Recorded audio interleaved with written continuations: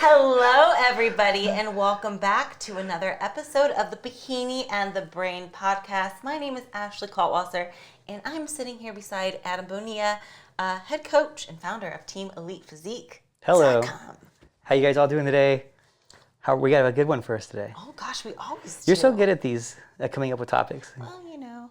I gotta show. I'm gonna show the viewers one day. Your bullet points and all this cool stuff that you do. Most of my good ideas come when I'm like on a plane or something, and I have to think what would the people want to know? Yes. What do they want to learn about or hear us talking about, or something that happens like in the media that kind of sparks like a thought. So I thought, you know what?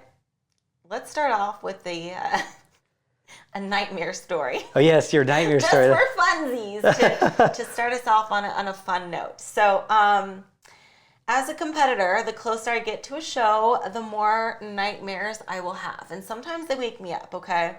And it sucks. Sometimes I will have a nightmare that oops, I accidentally ate a whole cake before my show and ruined my diet.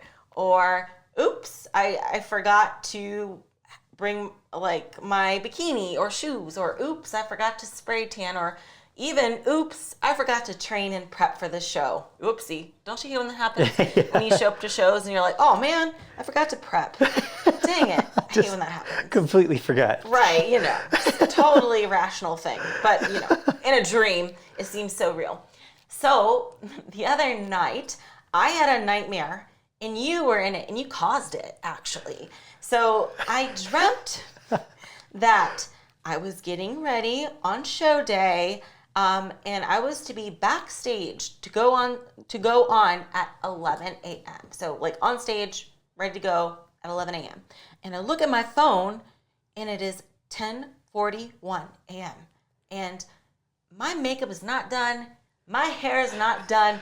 I'm not ready. I should already be backstage. If the show starts at 11, then what the heck? I'm way behind. And I look over to the right, and you were taking selfies with some girl, in a red bikini, some foreign chick. She had a Spanish accent. Okay. I don't know how I can remember this particular, it was so specific. You were taking selfies with her, and I'm like, Adam, why didn't you tell me that it was time? You couldn't give me a little heads up that I was supposed to hurry up and be downstairs? I was so pissed at you that you were distracted taking selfies. Why'd you do that? Because it sounds like she was a hot Latina girl with a Spanish accent. No, she was really, really pretty, but I'm just come on. Day. Do I get an excuse? Do I get a pass for that just because of the situation? I woke up so salty, It's so salty. funny. And here's the thing, it's when you first wake up, you can't even tell if it's a dream or not, right? And sometimes you'll wake up and then you'll be like, oh, it's just a dream, but then you try to fall back asleep and then you continue the nightmare. That's what kept happening. And then when I woke up, I was just so bitter, and I just so mad at you. Why'd you do that? Don't blame me. Blame the señorita. Blame the señorita. Well, that's so funny. Not only did you ruin the show, but also my sleep, because I woke up way too early that day. That's so funny. You have these dreams that are so vivid too. I remember you had one that was the cake one. The cake one was you thought you really did it. It's yeah, because when you first wake up, you don't know. It's so funny. You don't know what's reality and what's a dream. It just seems so real. But this one felt so real. I could remember even the time on the phone, 10:41.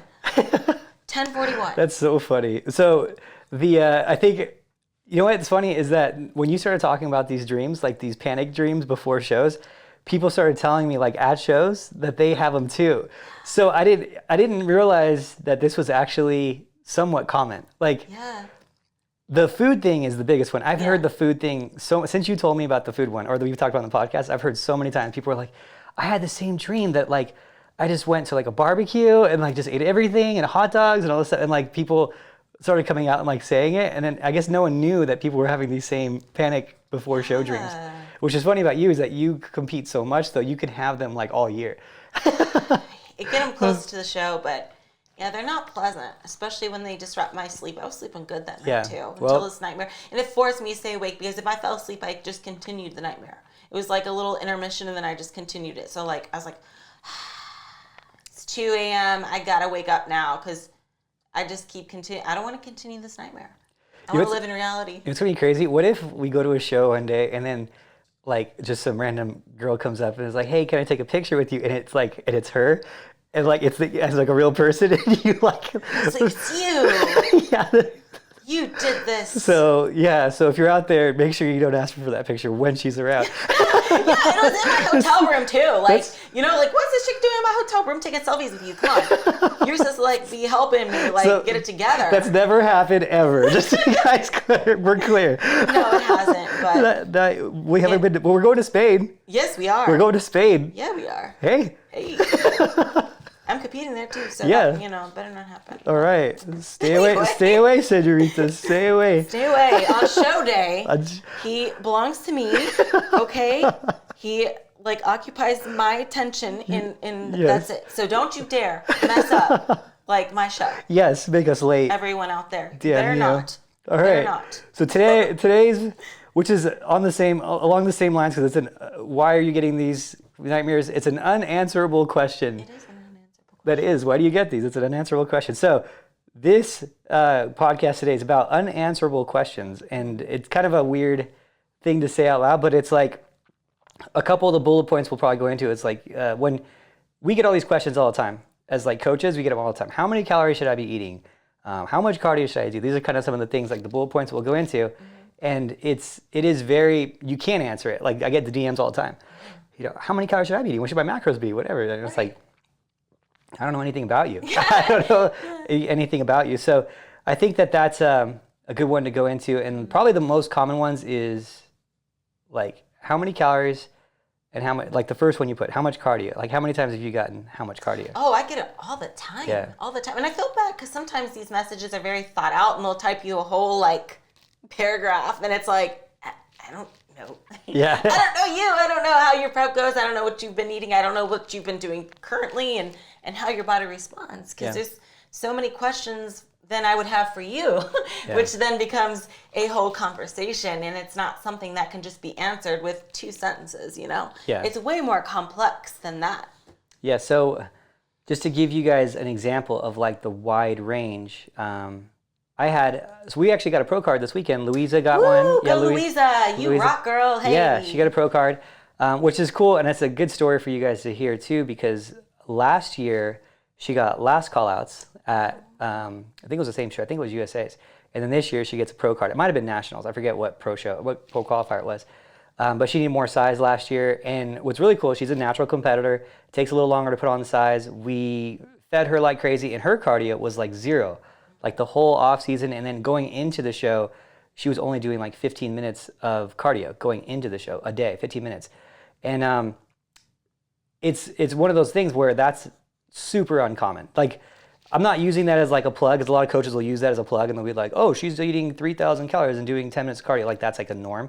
That's not a norm. Like that won't happen to almost everyone. It just happened to happen in the last 2 pro cards that we got. Jacqueline was the same way. Jacqueline did barely any cardio. She just got her pro card at Masters Nationals a couple weeks before that. So, but almost the same thing. But it's super, super rare. So you get someone like Louisa who's doing no cardio almost her whole prep. I have another girl named Brooke who's a pro who's doing like no cardio her whole prep pretty much. And it's like those one-offs are the reason we can't give you like set parameters, because if I gave Louisa 45 minutes of cardio, she would be all bones within 2 months, So it's a hard thing to say for people, because there's a lot of things that go into it. One, what's your current cardio setting? And I think that's important to talk about. Yeah. So like a cardio setting is essentially, if you come to me, so here's an example. This is why in the off season we want to go as many calories as we can without gaining body fat, and as little cardio as we can before health. Obviously you want to maintain your health. So the problem is like I'll have people come to me, they're like, yeah, I want to do a show in 16 weeks. And I'm like, all right, what are you currently doing? And they'll say, oh, I'm doing, an hour of cardio a day, every day of the week. Or I run, I do, I train for marathons and stuff. I'm like, okay, you're not going to be able to create a stimulus through cardio that well for that person. Because if someone's practicing like training for a marathon, they're already running like, let's say 5 miles a day. So how am I going to create a stimulus? Give you 6 miles a day, give you 10 miles a day. Like it just keeps progressing so fast, because your starting point and what your body's used to is already high. So the goal is to like minimize it in the off season. That way when you get in season, it actually does something for you. Like it creates a stimulus. So, and that's what this is all about. So it's hard to answer. I mean, I don't know if you run into those scenarios too. Yeah. I mean, even going back to what you just said, like the cardio thing, it's like, it's so strange to kind of explain that for our sport, for physique sport, you can't, it's almost a negative to be too good at cardio in a way, right? Because I always like to say, like, I'm a pretty athletic person and I do quite a bit of cardio. But like if I were to go against like a Olympic marathoner or whatever, and they ran 10 miles versus me running 10 miles, it's going to be much easier for them, assuming we go pretty much the same speed or whatever. It's going to be like a breeze for them, like nothing. But for me, I'm trying a lot harder, Yeah.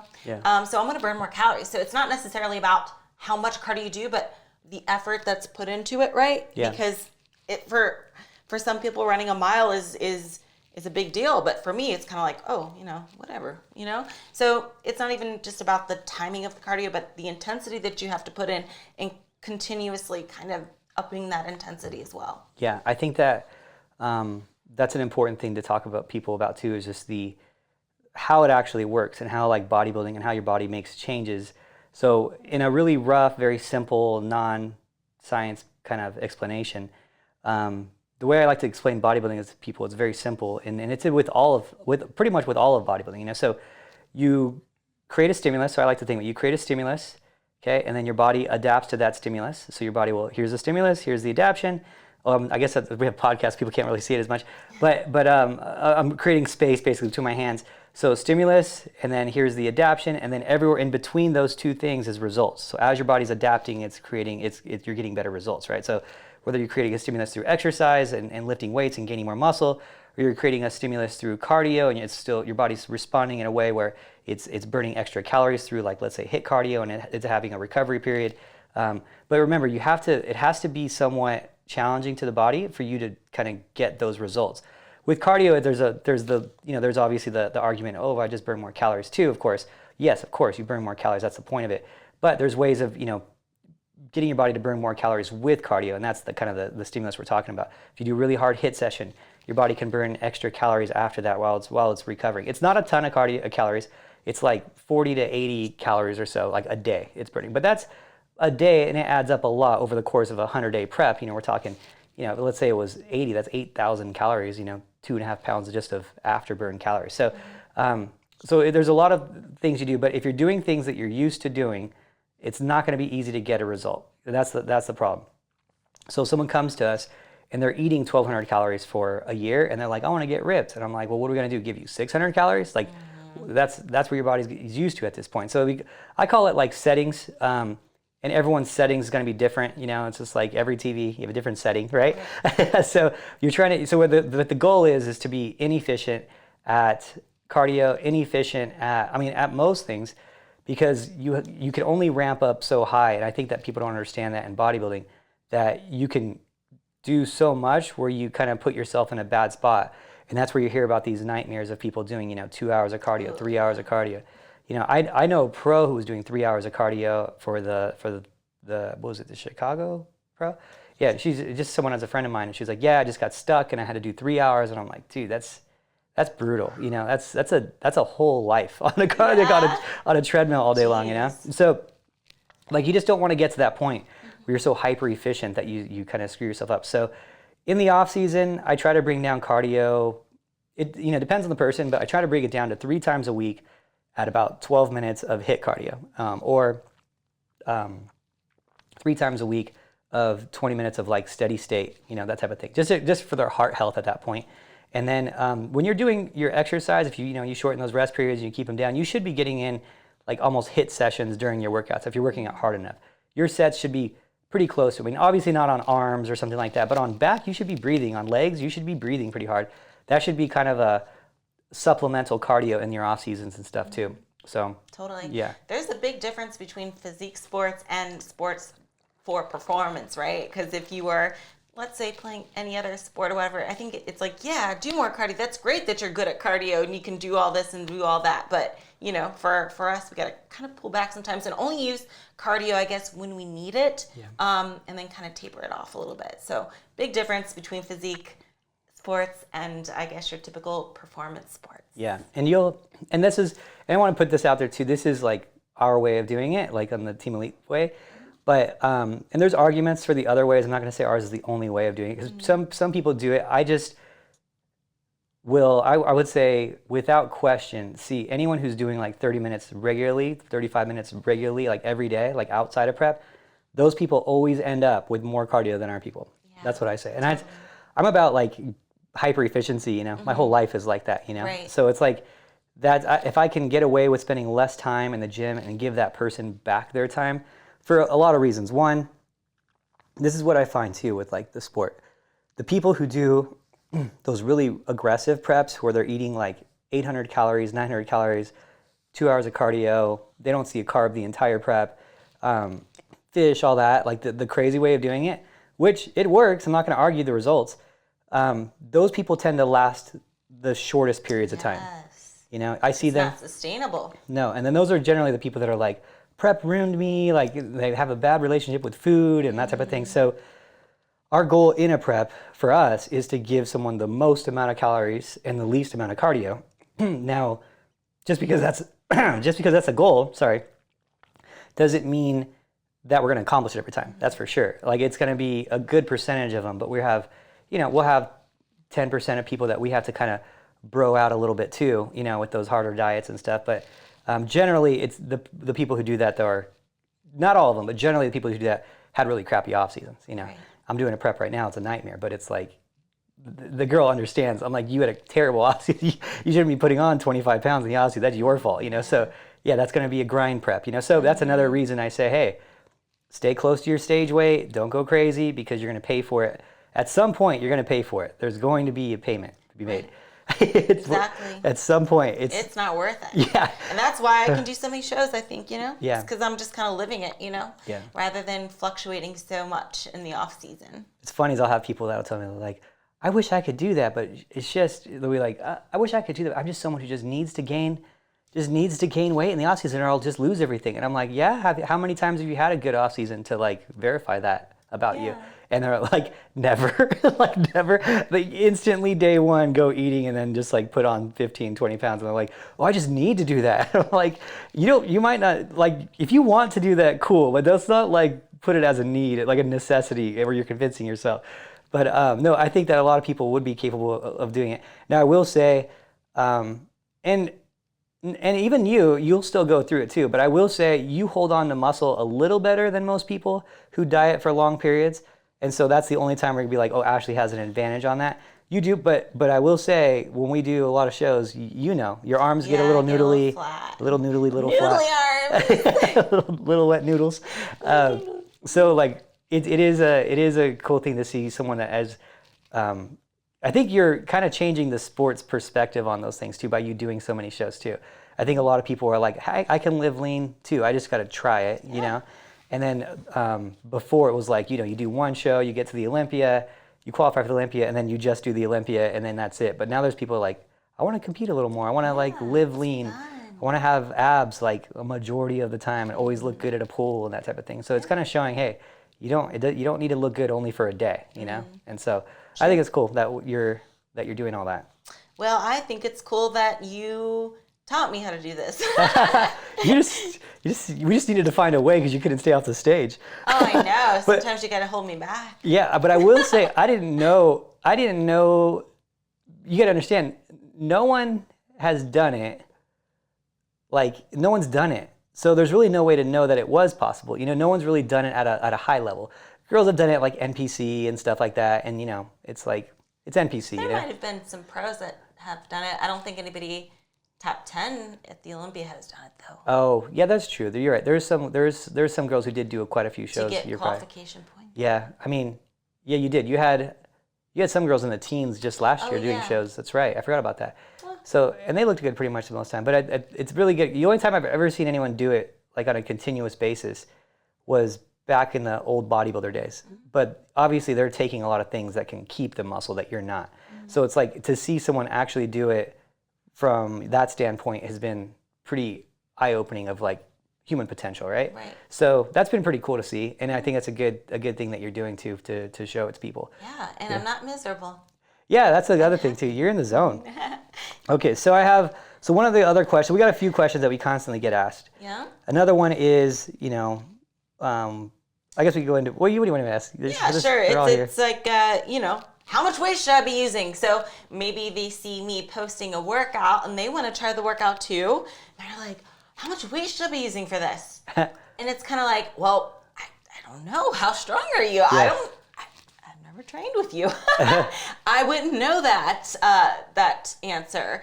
And I think a lot of people ask me what I was using so they can relate it to themselves, but that's not always going to translate, right? I always just kind of say like, if your first few reps are sloppy because the weight's too heavy, it's time to lower the weight so that you can get some nice clean reps in there. Now, if your last few reps aren't as pretty and you kind of have to force it, that's okay. But if you're starting off already and you're just like flinging the weights around, time to decrease the weight so that you can do the form properly, right? Because form, I would say, is more important than like, just getting the heaviest weight you can and just flinging it. We're not powerlifters. Again, the performance sport versus the physique sport, right? Yeah. So we got to really focus on clean, intentional reps. If the last few aren't as pretty, okay, that's okay.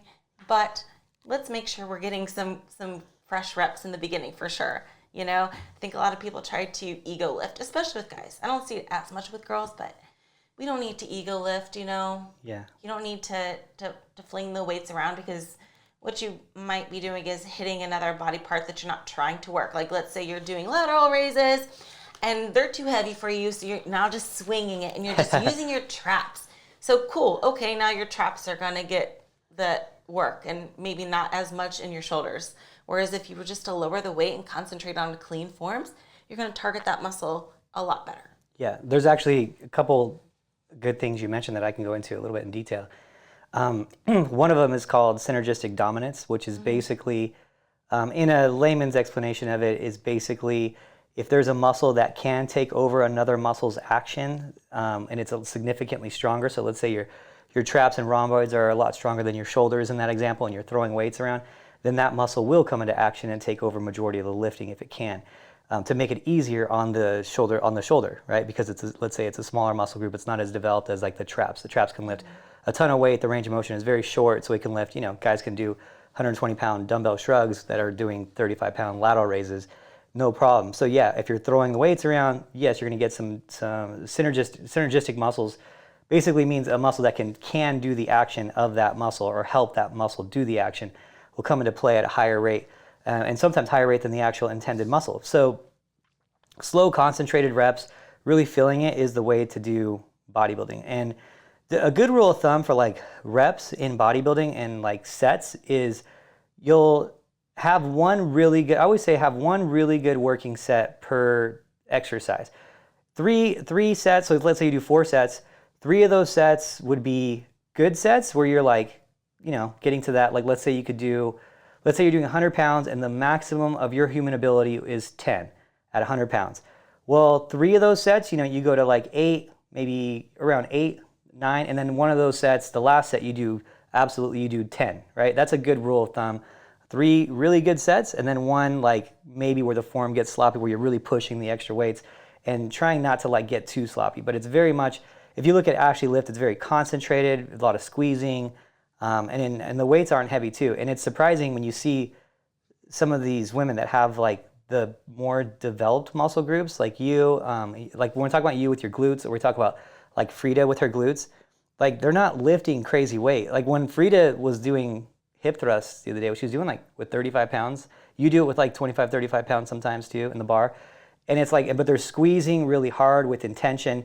And then you'll see a lot of women at the gym and they'll be like 3 plates, which is, there's a time and place for that, but you're not using just your glutes if you're doing 3 plates.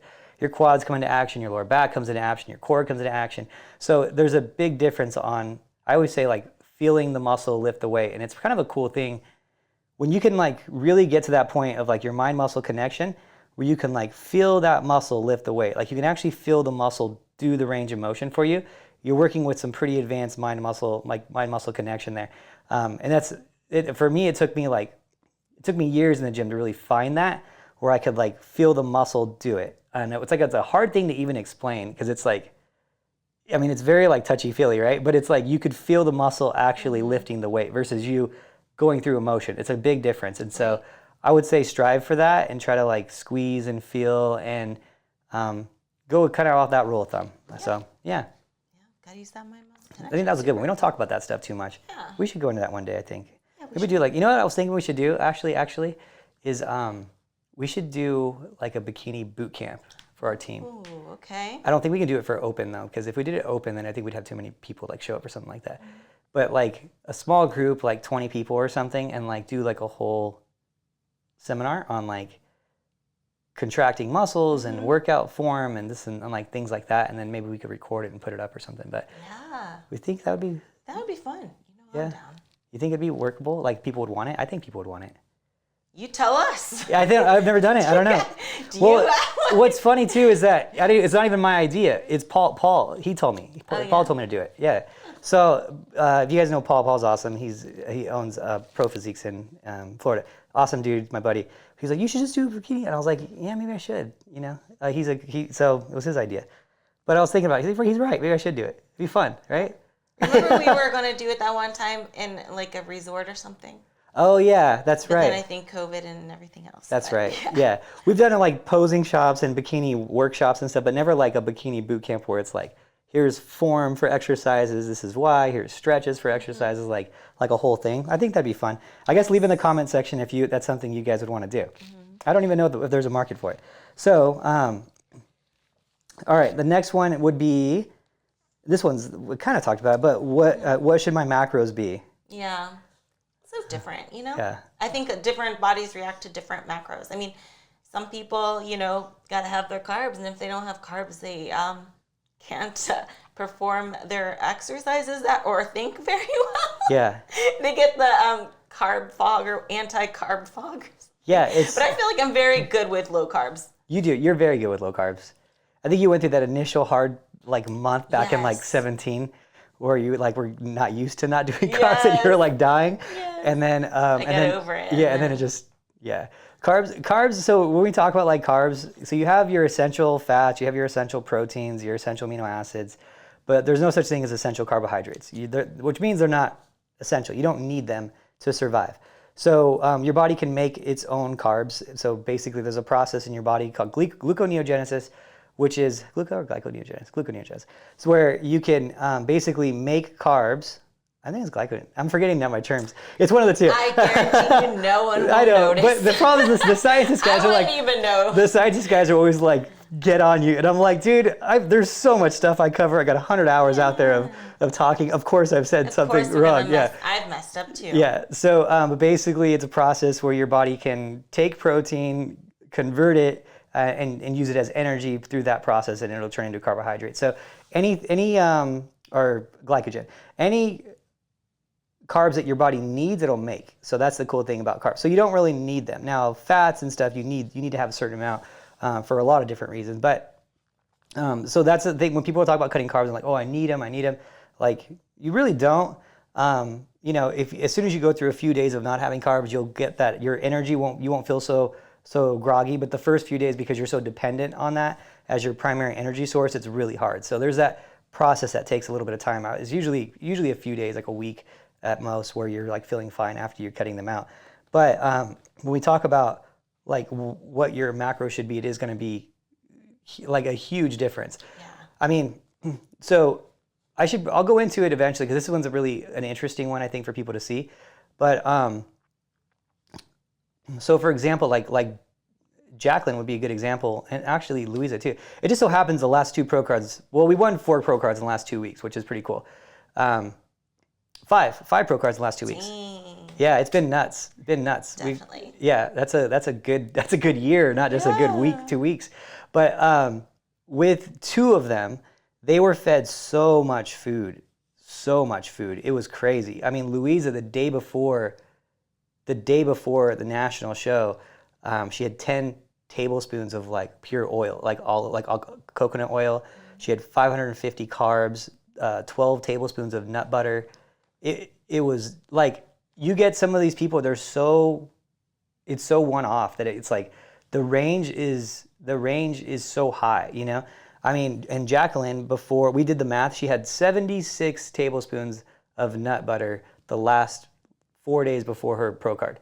Jeez. 76. I'm like, it's just so crazy, like these crazy carb loads. Like, so when we talk about that, I like to load someone the last week. I like to get them too lean, and then I like to load them into the show. I really like it. And then when it comes to like the day before the show, it doesn't matter that much because they've already had so much food that week. They're really unlikely they're going to flatten out, and we already know what the look is, and it's how I like to do it if I can do it that way.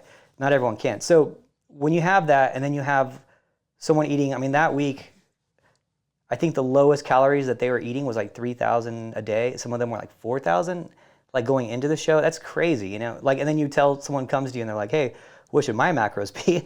And I'm like, the scenario is some girls are eating 1,000 calories on peak week, you know, 1,200, and some girls are eating 4,000. How could I possibly just tell you, like, what you should do for your peak week? I have no idea, you know? So and that has the same thing to do with prep, you know? Like those two that I mentioned were doing almost no cardio their whole prep.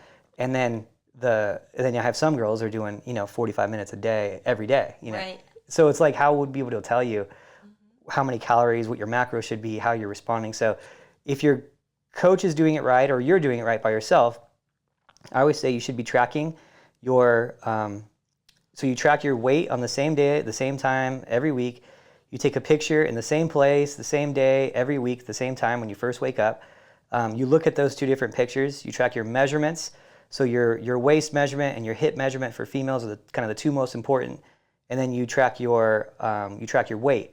And so based on the difference of your week from the last week's check-in to this week's check-in, you will make an educated adjustment based on you doing all the things that you're supposed to be doing. So you did 30 minutes cardio, you ate your nutrition plan perfectly, you took your supplements perfectly, you slept, you did all that stuff. And then that's the equation for the week. So whatever that equation is for that week, it's 2,000 calories plus 30 minutes cardio plus these supplements plus this workout equals X result. If you have that data and it equals X result, then great, your plan's working perfectly efficiently. It's what it's supposed to happen. Your coach is going to say, hey, good job, we nailed it this week, not much to do, right? Now, if you don't hit that target of what the week should be, of what that target should be, then you have to make the adjustments. And that's how you should be adjusting your plan. And that's how you figure out someone's calorie base. That's how you figure out someone's cardio base or supplements, all that stuff. That's how you figure it. It's all data and it's based on an equation. And that's why I'm not good with like loose menu plans and I don't do like macro stuff because it's so precise that in the macro diet, when people are following just macros, it's the least accurate diet you could do is that one. That's the least accurate tracking that they've ran. And we're adjusting a week on, 10% at a time, 15% at a time. But the macro diets have been reported up to 40% off, which is, I think that's too high for our level of people. I think our level of people might be 15, 20% off, maybe. But when we talk about data working off of 10%, how do we adjust for 10% when someone's off by 20%? You can't. So like, that's how you figure out someone's calorie base, and that's how you should be tracking your stuff. It's very precise on a weekly basis to do that, and that's how I get some girls that are eating 4,000 calories in a bikini show, and some that are eating 1,200. But I'm able to differentiate between the two because of that weekly progress. And I'm just like, I throw out all the like preconceived ideas of what someone should be at with calories. Like, because you look at it and you're like, oh, you're probably going to be at 1,500 calories or so because you're a 130-pound bikini competitor. And we're like, probably, right? I don't even think about probablys. I just like let whatever happen. And if it's like, oh, she lost more, I need to raise them up. Lost more, or raise them up, whatever. And then next thing you know, you're at 4,000 calories and the body's still responding. And you're like, if I would have said, oh no, you're not able to do that, you should only be able to eat, 1,800 in the off season, then we wouldn't even find out this person's true potential, Mm-hmm. So it's kind of cool to do it that way, but we need the data. And so calories, macros, it's kind of a long way of explaining it. As you can see, it's impossible to answer that question without weeks of data collection. Exactly, yeah. I mean, it's not any certain weight or height or time in the gym. Nothing is really going to give you an accurate estimate until you figure it out, like you just mentioned, you know. just the trial and error kind of thing. And sometimes it takes a while for you to like realize what foods, like even foods, like what foods react well with your body and macros and all that. So it's definitely a process for sure. Yeah, and especially the food one too. And the food one, I like the client to really figure that out because it's impossible for like the coach, right? So you give them the option of, hey, how do you feel after you have the sweet potatoes? How do you feel after you have the rice? Do that one, whatever your best like non-bloating source of carbs are, like have that one. And that's something you guys should figure out in your off seasons too, is like what carbs does your body do best with if you're having any carbs, and do for a week, do just sweet potato and see how you feel. How's your energy? How's your stomach feel? Are you bloated? Are you holding water? That type of thing. And then the next week do, rice, and then try it a few times in your prep. That way when it comes time to load, you know what's best for you, how you're digesting best, and you should be eating the easiest to digest carbs that last week especially. Yep. So that's just a good tip for you guys who are like trying to get to that next level, because everything at the end, especially in that last week, matters. If you're one of these women who end up like Louisa and Jacqueline eating just a ton of carbs that last week, you better bet it's very important in that scenario where we know which ones they digest best, because you give someone 550 carbs in a day from a bad source for them, it's going to go sideways real quick. So and that I don't even know if that's the highest I've ever given someone in a day before, like 550. I think it has to be close, if not maybe when I was working with a lot of bodybuilders back in the day. But even then, that's so rare. It's such I can't even imagine. I felt bad for her. She's like, okay, but then there gets to the point where it gets so crazy, where like it's human nature where you would have doubt that you should be doing this, right? And she's a very good student, I will say that, because I would start doubting at a point. Yeah. I'd be like, he's a little crazy. Like 500. Are you sure? Yeah, like I mean, right? It's natural human Yeah. instinct to like, but she just like, we started doing it earlier in the week, and I think she did say, she was like, it was a little crazy, and then she started thinking about it, and then she was like, no, I'm just gonna listen to him. He does this a lot. I'm gonna listen to him, and then but even me, when I went to like when I left, I'm like, gosh, that's aggressive, like because it's so past the normal point, but I knew it was necessary, and like I'm like looking at my phone and looking at her pictures again the whole time, and I'm like, gosh, is that the right move? Is that the right move? It's too many calories, And then, and then she gets the pro card, like zero chance that she wasn't getting the pro card when you saw her come out full and ready. And I was like, okay, no, that was the right move. But it's one of those things where like, if she were to get like third or fourth, you'd be like second guessing yourself. Right. Like, was that the reason? Like, that's the thing. So it's like, sometimes you got to gamble and kind of go for it, I'm impressed how well she kept her waistline with all that. How does that work? Where does it go? Tiny. It's tiny. Because I know she's a small girl, right? Where does it all go? I don't know. I feel like I would look pregnant after that. Like I feel like I'd be like, oh my God. I mean, just the carbs and the fats, like just that without any protein, like 10 tablespoons, like what, I don't even know, is that 1,200 calories by itself? And the carbs are 550 is 2,200. So we're talking like 3,600 or whatever calories just from those alone, not counting the protein. And then you got to show up the next. I mean, it's just some people are going to be different than others, and that's a good example of those one-offs and why we can't answer that question. It's just too many variables. And then you have others that are like not doing anything like the day of the show, like nothing. So it's like it's just so weird how it's so different person to person. Right. Yeah, and that one was fun. That was fun because it got me past my like to just trust yourself. You got to like just when you start messing up, is when you start second guessing yourself. It's just like when you jump, like and they're teaching you like when there's like skateboarders say this a lot. This is a good one for skateboarders and people who do like ramps and stuff. They say when you think about it, like you like overthink it, that's when you get hurt. Like when you're like, and parkour guys say that too. When you think you can't make the gap and you're like thinking about it, then you're not going to make it. Like you have to just completely go for it and like not second guess yourself. And that's what so I'm like, yeah, you just trust your instinct and just go for it and whatever happens, So, but luckily the moves have been right lately. So, I'd say so. They've been going really good lately. Hey, I think you know what you're doing. Hey, you're pretty good at this. Hey. It's fun. It's fun when it works, but sometimes it doesn't. You're like, oh yeah, I probably should do that. But I guess it's part of it. It's just part of it, like anything else. Okay, so another one is a good one that you had in here. How much should you weigh? Yeah, I mean, for this one, I think we can give a little bit of a range, right? I think so too. If you're thinking like, how much should I weigh if I'm going on stage? It's hard to give a precise number because everyone looks different at different weights. And you might be surprised like, somebody that you think looks similar to you weighs less than you or more than you. So that's not necessarily, at the end of the day, it's not the most important thing is how much you weigh on stage, is how you look, right? So you're really good at like giving ranges and stuff. Yeah. I think you can give a good range, but as far as being like, oh yes, you're 5'4", then you need to be this exactly. Yeah. It's kind of hard to do because there's, just like the calories, there's always exceptions to the rules. And some girls can look better when they're actually a little softer versus harder. And some people, you're just like, you weigh how much? You don't look like it. Yeah. You don't look like it. So. Yeah. So that's a good point too. So the typical, like I will say typically, someone who's 5'5", like actually on stage is going to be around 120. It could be like 125, it could be 118, 16.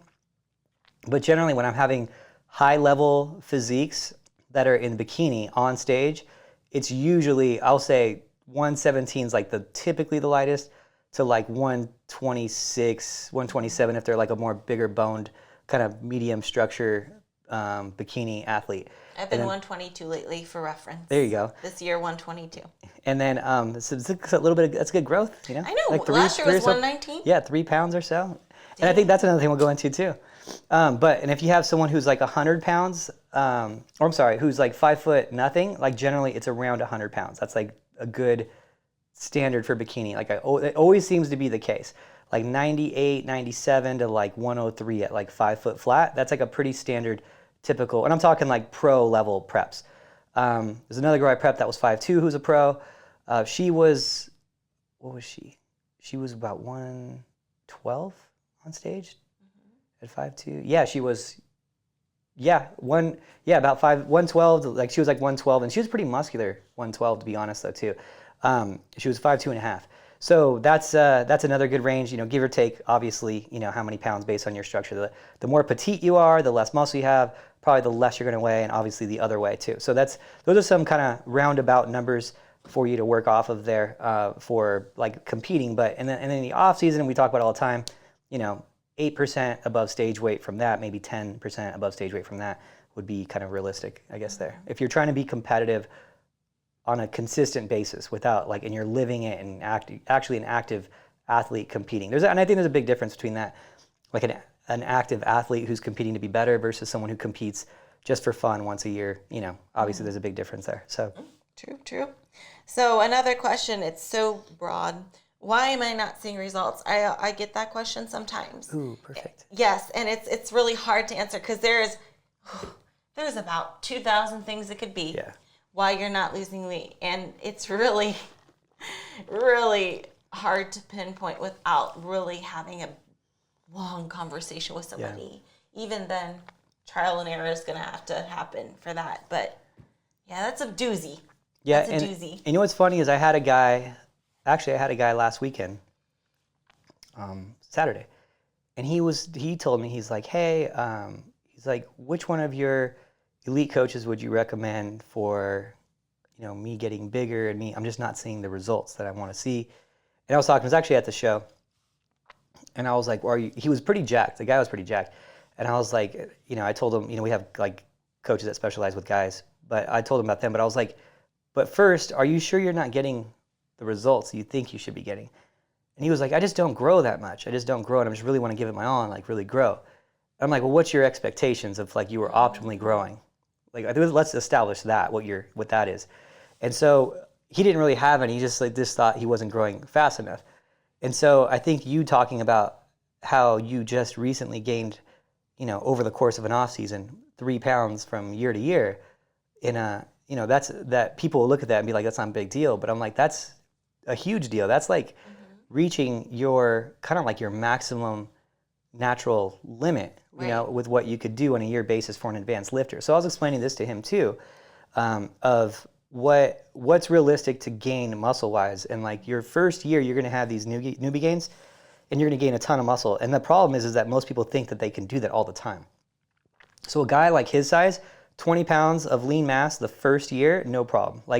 He works out hard, he eats right, not even perfectly. 20 pounds is no problem for a guy like that. That's as a person who is got a good base, who hasn't worked out before, just starts. Then the next year, it's going to go to like 6 to 8 pounds.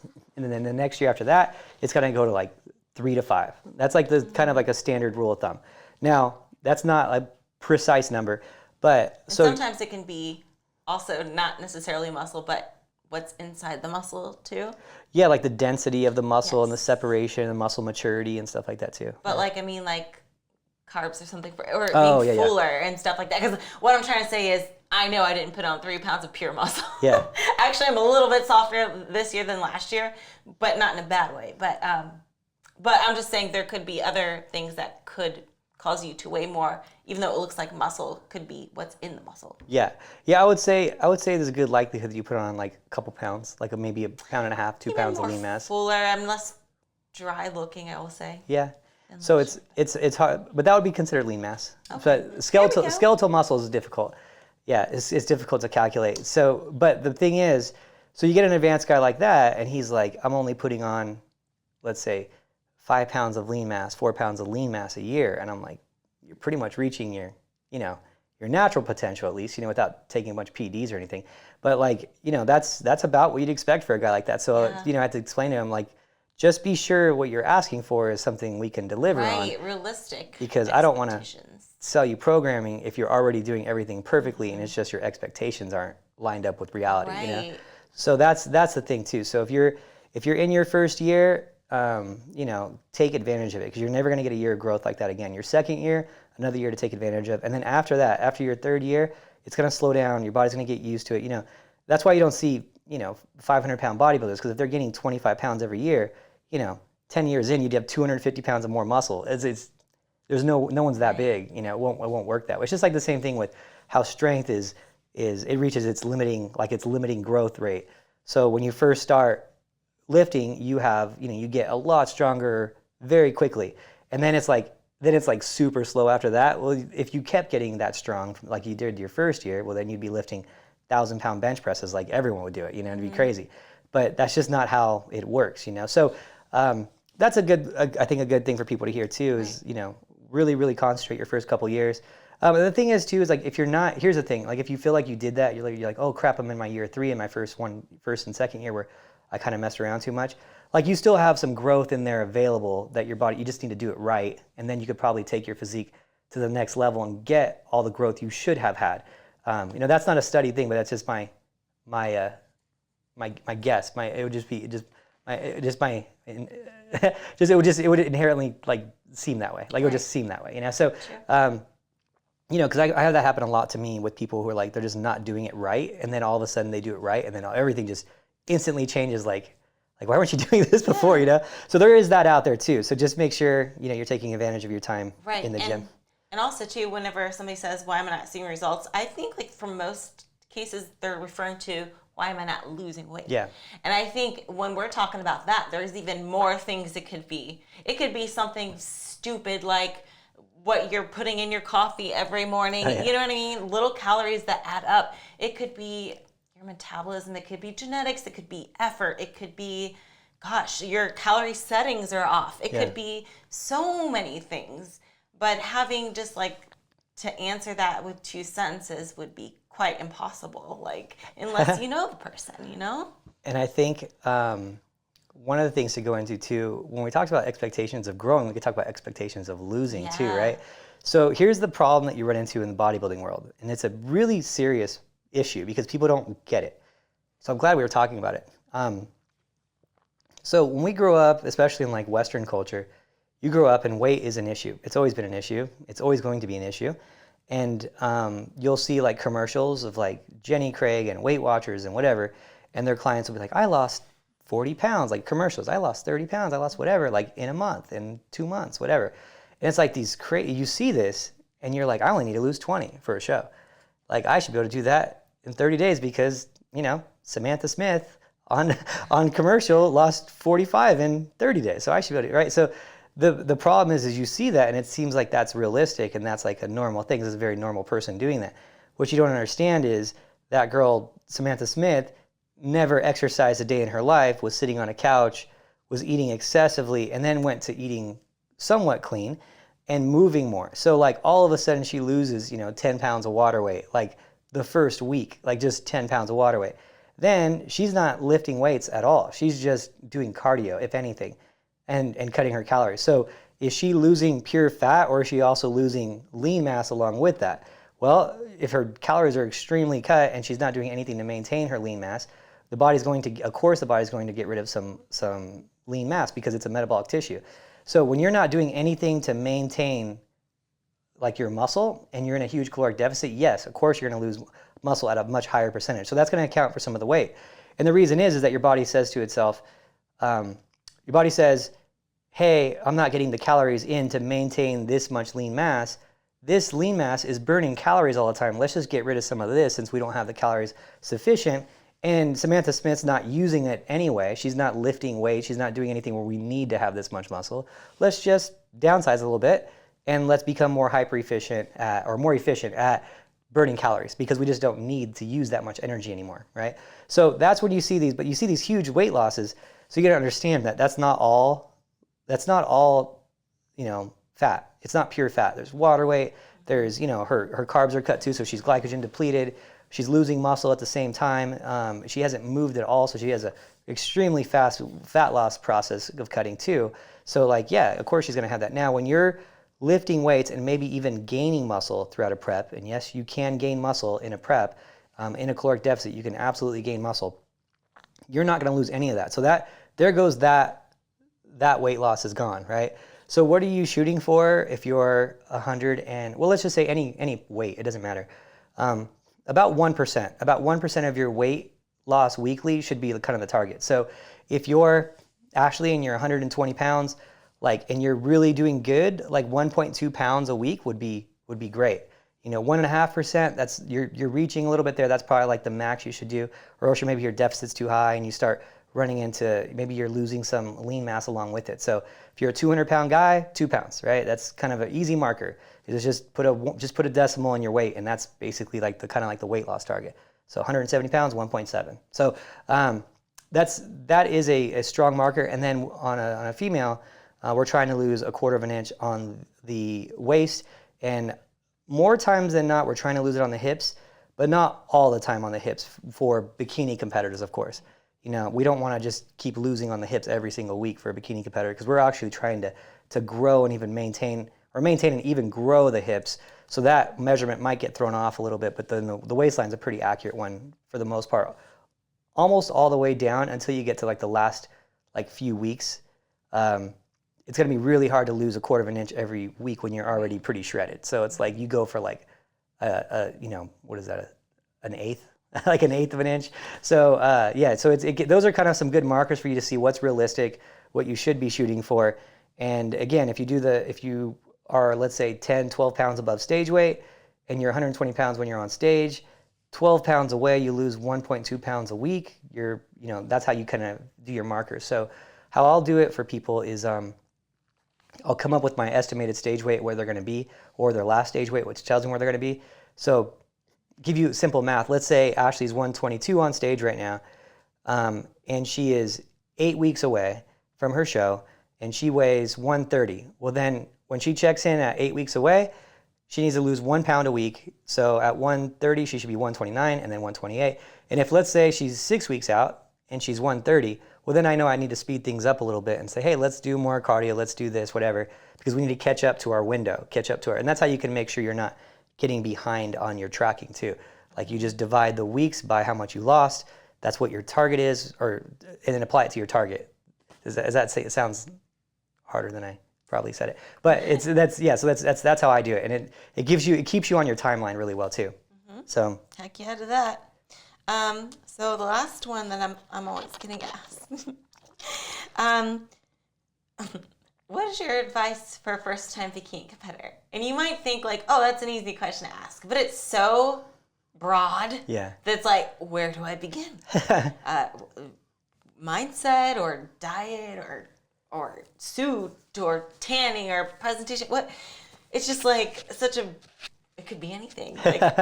I don't know. That's a hard one to answer. Yeah. What's your advice? I guess, I give a lame one, just have fun out there. Yeah. Because, I think that definitely covers the majority of it, but it's hard to answer questions that are so broad. Broad. For a first-time bikini competitor, I would say I would say just the most important thing to do is to like really dive into it and commit to it. Yeah. Like watch videos, Yes. you know, Be a master of your craft. go to shows, you know. Study. Yeah, if there's posing classes in your area, go to them. It's okay. You don't have to be in shape to go to these posing classes.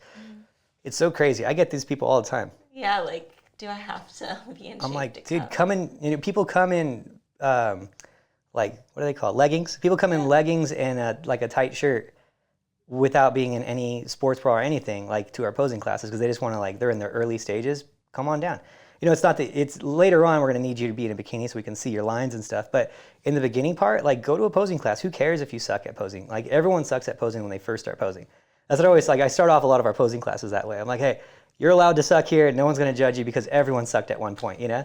That's just how it is. Like, so even I'm still learning, I'm still trying to learn the walk, you know, I'm still trying to learn the walk myself to get better at the walk. And so Frida's training right now on the, because I can't get my hips to move when I'm teaching the walk. And we used to not need to do it so crazy, you know, so I like still haven't really perfected that myself. And everyone's laughing at me when I'm doing, like, Frida's teaching me in the class. But it's like, you know, I'm trying to master that part so I can teach that part, because that's the only thing I can't really get down right now. And so, yeah, it's okay to, like, just go there, ask questions, like, make friends. Instagram's awesome. You can make a lot of friends and you can watch their journeys. YouTube's probably the best source for sure of, like, you know, our channel has a lot of stuff. Your channel has a lot of stuff on beginners. And, but there is a lot to learn. So I would say dive into it and, like, watch shows especially, you know? And so, and another thing I would say too is don't try to change things up. You know, it's already established. Don't try to change it up. Whatever the top 10 are doing, like in the Olympia, that's kind of your standard right there. The suit colors, the hairstyles, the posing. You know, if you watch that, you're gonna be in a smart spot. And try to stick to that. You know, if they're all wearing, you know, turquoise, green, purple, red, blue, like, yeah, maybe orange isn't the, like, ombre orange isn't the best idea. You know, don't change it up. Just stick to the standards. So Amen to that. yeah. So hopefully that, I don't want to say answer to your question. Yeah, there's no answer to that question. But there is no answers to your questions. Yeah. So, hey, we did the best we could, you know? Yeah. So take it or leave it. Yeah. It's funny. How this podcast started. I was just thinking about how this podcast started with your funny dream. Oh yeah, you know. It's funny. Well, I'm thinking about it because we're going to Spain, and it's just what if, that's just so funny, because what if that happens? I'm just like thinking, any girl that comes up in a red suit with an accent, I'm gonna be like, this is her. She's really pretty though. We'll notice her then. Okay. That's so funny. You'll have to point her out. Okay. That's the one. That's the one. Stay away. Yes. Don't ruin my show. I think we answered all the bullet points, right? Yeah, that's pretty much it. You know, in summary, it's hard to answer these questions, guys, if we don't know you personally, you know? Yeah. I'm sure Adam doesn't even know which weights I use. Heck, I don't even know what weight I use. It depends on how strong I'm feeling. But there's a lot of factors that go into answering these questions. So if, you know, just keep that in mind. Other than that, we'll answer your questions all day. Yeah. You know? So please, you know, if you could leave them in the comments, your questions below. Have you been getting any of those videos for our 100th episode? I've only gotten like 2. I've gotten a few. You Have guys are being shy. They don't want to, they'll ask, if we ask you guys for questions, we'll get hundreds of them. But if we ask you to do a video of the question, we get like 1 or 2. Yeah, it's like, I'm not getting very many. But if we could, that would be great, because we're trying to do this 100th episode where we will have a video question of you guys asking, and then we'll answer that video as thoroughly as we can, because it seems to be that those are the episodes that people like the most. Yeah, so we'll see. Just send the videos to your Instagram, probably. Yeah, really that works. Team Elite Physique, send them in the gram. You could use a pretty filter if you want. Yeah. If you're feeling like, you know, if you're feeling sloppy that day or whatever, slap on a filter. Every girl these days, every story, everything is like a filter. True. I've seen people. How do people getting their own filters? Like, they're making filters. How are they doing this? Oh, I don't know. There's a way to do it, but I can't. That's crazy. You should come up with your own filter. That'd be fun. I have my own GIF, GIF. Do you really? Yeah, Angel's made it for me. It's me flexing. How do I find it? Do I type in Ashley? It's flex or something. You type in flex on the stickers. Yeah. I'd have to look. That's cool. All right. I want a GIF. GIF. All right. Well, Is that how you pronounce it? GIF. I don't know. I don't know. GIF. You guys know what we're talking about, though. All right. You guys so know. that's basically it, guys. Thank you guys so much for watching. I appreciate it. Any comments, questions? Leave out your questions in the comments so we can get some more podcast episodes. Maybe we'll answer some of those comments on the episode 100, which is coming up. Is this 99? I don't know, but 90s. if it is, they're not going to get this by the time we film it. You're right. Might be 98. I think last week was 97. So yeah, this might be the last one. Okay. Yeah. So Woo, anyway. exciting. Yes. Okay, guys. We'll talk to you later. Thank you so much. Woo.